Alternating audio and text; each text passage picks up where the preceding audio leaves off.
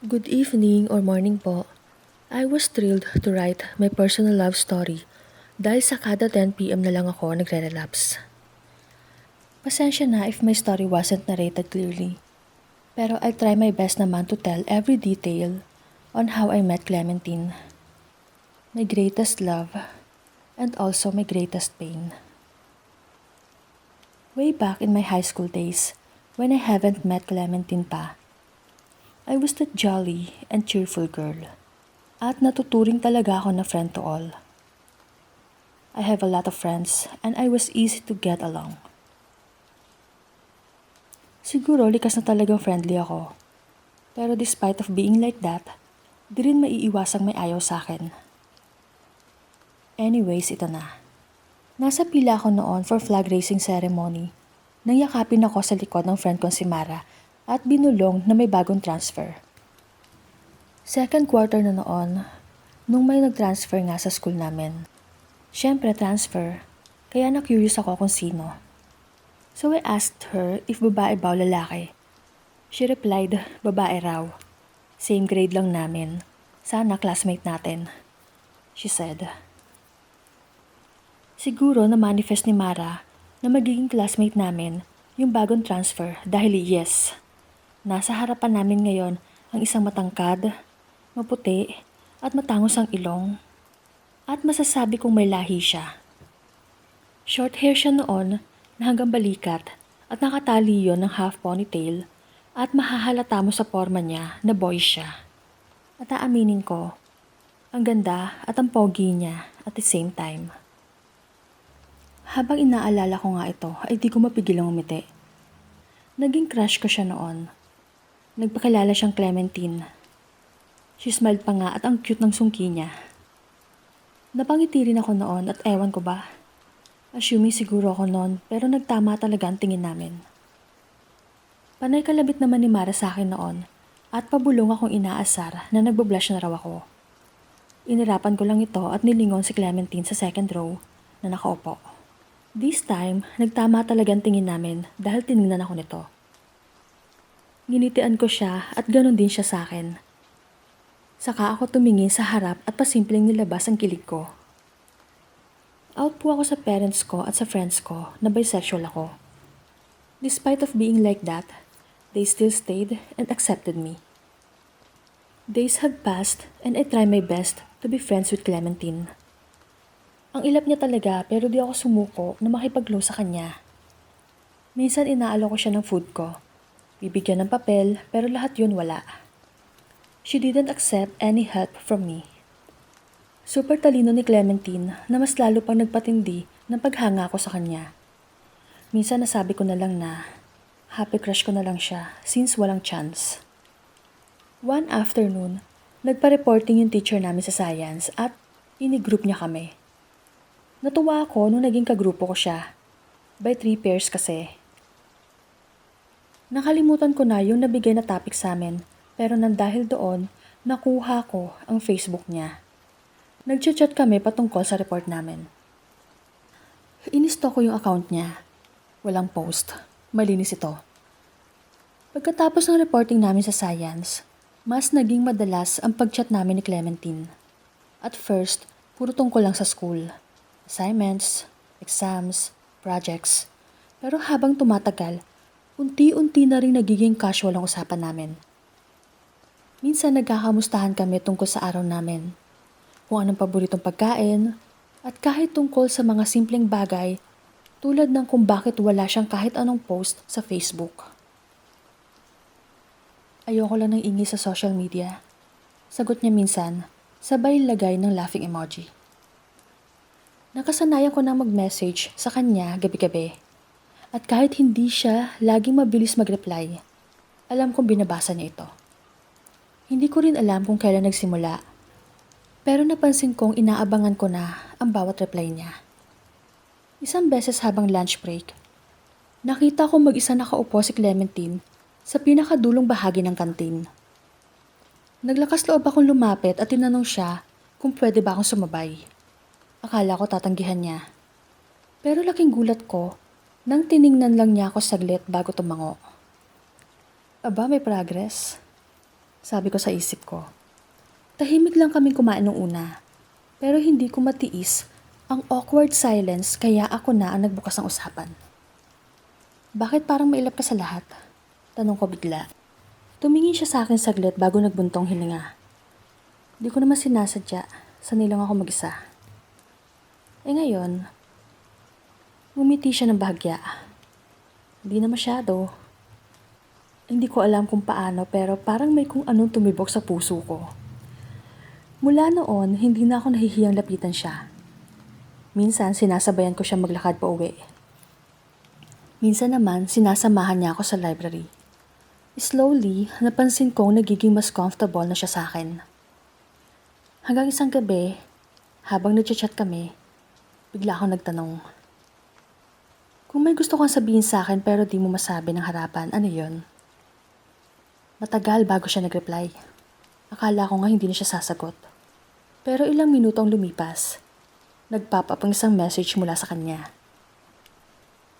Kung di mo ako sinukuan, baka matagal na kitang kinausap ng ganito. Nag-blush ako ng sobra kahit wala nakakakita. Ngayon, reply ko, kinakabahan. At ito ang sagot niya. Ngayon, ayaw kong tumigil ka makipag-usap sa akin. At doon nagsimula ang mas malalim pang connection namin. Usap-usapan na tayo. Dumami ang tingin at bulungan sa paligid tuwing magkasama kami ni Clementine. Noong una, hindi ko ito pinansin. Sanay naman ako sa pagiging friendly, kaya hindi na bago sa akin ang mga ganitong chismis. Pero iba ito.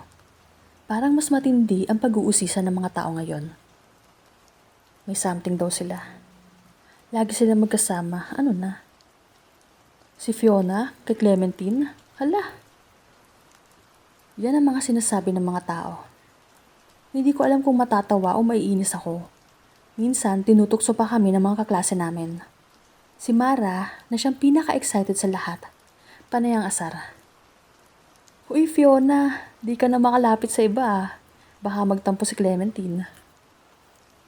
Sinasaway ko siya, pero hindi ko rin maitatanggi sa sarili ko na may parte sa akin na natutuwa. Si Clementine naman tahimik lang. Hindi siya nag-react kahit minsan. Hindi siya umiwas sa akin.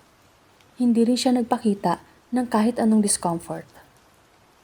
Pero hindi ko rin alam kung okay lang ba sa kanya ang mga sinasabi ng mga tao. Isang araw, habang pauwi na kami, naglakas loob akong tanungin siya. Naiinis ka ba sa sinasabi ng iba? Naglakad lang siya ng tahimik bago sumagot. Hindi naman. Talaga? Tumigil siya sa paglalakad at humarap sa akin. Malalim ang tingin niya. Parang may gusto siyang sabihin pero hindi niya alam kung paano. Fiona, tawag niya sa pangalan ko. Seryoso ang tono. Gusto kita. Para akong natulala. Ano? Gusto kita. Ulit niya. Mas mabagal, mas buo ang boses. Hindi dahil sa chismis. Hindi dahil sa sinasabi ng iba. Gusto kita, Fiona, matagal na. Parang huminto ang mundo ko. Parang sa lahat ng bulungan sa paligid, lahat ng tukso, lahat ng chismis, biglang naging wala ng halaga. Ang tanging bagay lang na mahalaga ngayon ay ang taong nasa harap ko. Ang seryosong ekspresyon niya. At ang tibok ng puso kong hindi ko na kayang itago. Hindi ko alam kung paano sasagot. Hindi ko alam kung anong dapat ko maramdaman. Pero isang bagay lang ang sigurado ako. Nag-blush ako ng sobra. At sa unang pagkakataon, hindi ko alam kung paano ko itatago ang kilig ko. Simula nung mag-confess si Clementine, nagbago ang dynamics namin sa classroom. Dati, ako yung madalas gumagawa ng paraan para makausap siya. Ngayon, siya na mismo ang gumagawa ng paraan para mapalapit sa akin. Tuwing may group work, automatic na siya ang tatabi sa akin. Partner tayo? Sabay kindat. Kapag may activities, panay ang asar ng mga kaklase namin. Uy, si Clementine, loyal kay Fiona. Si Mara naman, panay ang tukso. Fiona, nililigawan ka na niya na, dapat sagutin mo na. Minsan nahihiya ako, pero hindi ko rin maitatanggi na kinikilig ako. Pero isang bagay ang matagal ko nang gustong itanong. Clem, bakit ka lumipat dito? Sinabi ko yan isang hapon habang magkasabay kaming naglalakad pa uwi. Nakatingin lang siya sa harap ko. Tahimik at parang nag-iisip kung sasagutin niya ba ako o hindi. Long story. Sagot niya pero kita ko may lungkot sa mata niya. E di kwento mo, mahaba pa naman ang lakad natin. Napangiti siya saglit. Pero kita akong pilit lang. Huminga siya ng malalim bago nagsimula. Nag-aral ako dati sa isang all-girls school. And for a while, okay naman ako doon. Pero nung nag-out ako bilang lesbian, nagbago lahat. Napakunot-no ako. Paano? Hindi matanggap ng parents ko. Sabi nila, face lang daw to. Sabi nila, nagbibiro lang ako. Na hindi raw totoo ang nararamdaman ko. Tumigil siya saglit. Naglaro sa mga daliri niya. Kita kong hindi madali para sa kanya na ikwento ito. Akala ko sapat na mahal ko ang sarili ko kung sino ako. Pero kahit sarili kong pamilya, hindi ako matanggap. One day, bigla na lang nila akong ipinasok sa kwarto at sinabi magpapalit ako ng school. Ayaw na nila marinig ang pangalan ko sa dati kong paaralan para daw makalimutan ko na ang kalokohan ko. Naramdaman kong may bumigat sa dibdib ko. Kaya ka nandito ngayon? Tumango siya, mahina. Oo. Pilit nilang binago ang mundo ko. Pero hindi nila alam na dito ko natagpuan ang isang taong nagpapagaan sa lahat. Napatingin ako sa kanya. Sino? Tanong ko kahit may kutob na ako sa sagot. Ngumiti siya. Ikaw. Hindi ko alam kung paano ko kukontrolin ang sarili ko. Hindi ko alam kung matutuwa ba ako maawa sa kanya. Kaya ang ginawa ko, hinawakan ko lang ang kamay niya na mahigpit. Clem, nandito lang ako. Hindi mo kailangan magpanggap sa akin. Hindi kita iiwan. Sa unang pagkakataon, nakita kong medyo namula ang mga mata niya. Pero imbes na umiyak, hinalikan niya lang ako sa likod ng kamay at ngumiti. Salamat, Fiona. Sobrang salamat. At doon ko lang na-realize, hindi lang basta panliligaw ang ginagawa niya. Ito ang paraan niya para iparamdam na mahalaga ako sa kanya. At sa puso ko, alam kong unti-unti na rin ako nahuhulog sa kanya. At doon na nag-umpisa ang gulo. Card day yon. Need ng parents namin pumunta. Alam ni Mara na di alam ng parents ni Clementine na may kami dahil homophobic nga. So anyways, nasa hallway kami. Hinihintay ang parents niya. Ang parents ko nasa loob na. Kinuha na ang card ko at naghintay na lang din para sabay kami umuwi. Alam nila ang tungkol sa amin. Kaya nakangiti lang sila habang pinapanood kaming dalawa. Dumating ang parents ni Clementine. Kita ko agad ang tensyon sa mukha ng mama niya. Ang tatay naman niya, mukhang seryoso at walang imik. Alam kong kinabahan si Clem, pero hindi siya bumitaw sa tabi ko. At yun na sana yun. Isang tahimik na card day. Pero sa kasamaang palad, narinig ni Mara ang pangalan namin. Uy Fiona, Clementine, kayong dalawa talaga. Couple goals. Baka next month, monthsary date nyo sa labas ha. Biglang tumahimik ang paligid. Naramdaman kong bumitaw si Clementine sa kamay ko. Nakita ko na patingin sa amin ng mga magulang niya. Halatang gulat. Ano raw? Tanong ng tatay niya, nakataas ang kilay. Totoo ba, Clementine? Tanong ng mama niya, kita ang shock sa boses. Ako nanlalamig. Si Mara napahinto sa pagtawa. Mukhang na-realize ang ginawa. At si Clementine, kita ko ang takot sa mga mata niya. Ang takot na akala ko matagal nang nawala. Long story short, nag-break po kami ni Clementine dahil sa parents niya. On call namin na pag-usapan yon. Masakit, sobrang sakit. Hanggang ngayon naaalala ko pa rin pag binabalikan ko ang senaryong yon. Pero ang mas masakit nung kinabukasan, pumasok ako na walang gana. Halos hindi ako natulog. Alam kong wala na akong dapat hintayin. Wala na akong Clementine na sasalubong sa akin. Wala mag-aabot ng papel sa akin sa klase. Wala mang aasar sa akin sa hallway. Pero pagdating ko sa room, nandun siya. Nasa upuan siya. Tahimik at mukhang walang nangyari. Pero nang nagtagpo ang mga mata namin, alam kong pareho naming alam. Pareho kaming durog. At ang mas masakit, kailangan pa namin tiisin ito hanggang matapos ang fourth quarter. Sa mga sumunod na buwan, bumalik ako sa dating ako. Maingay, madaldal, masayahin. Lahat ng tao sa paligid ko, wala napansin na kakaiba. Kasi ginalingan ko. Ginalingan ko magpanggap na wala lang. Na hindi ko pinapansin kung paano naging malamig si Clementine. Kung paano siyang umiiwas. Kung paano siyang hindi na tumitingin sa direksyon ko. Parang hindi kami nagmahalan. Parang hindi niya ako minahal.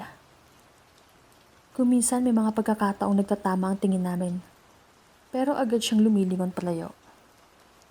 At doon ko lang mararamdaman kung gaano niya gustong tapusin ang lahat. Dumating ang graduation.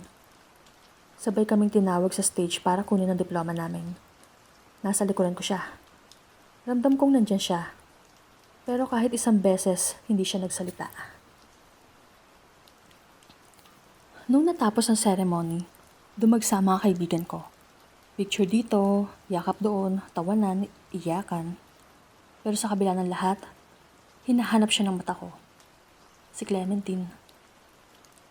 Nakita ko siya sa dulo ng gym, kasama ang parents niya. Nakangiti siya. Mukhang masaya, pero hindi niya ako tinitingnan. Alam kong yun na ang huli. Yun na ang pinaka-closure na meron kami. Walang usapan, walang paliwanag, walang kahit ano. Isang tahimik na pagtatapos. Akala ko pagdating ng college magiging okay na ako. Bagong mundo, bagong tao, bagong buhay. Pero isang bagay ang hindi nagbago. Hindi ko pa rin siya makalimutan. Hindi ko alam kung normal to, pero kahit anong gawin ko, kahit ilang taon na lumipas, kahit ilang beses kong sabihin wala na yon, hindi ko kayang hindi siya isipin.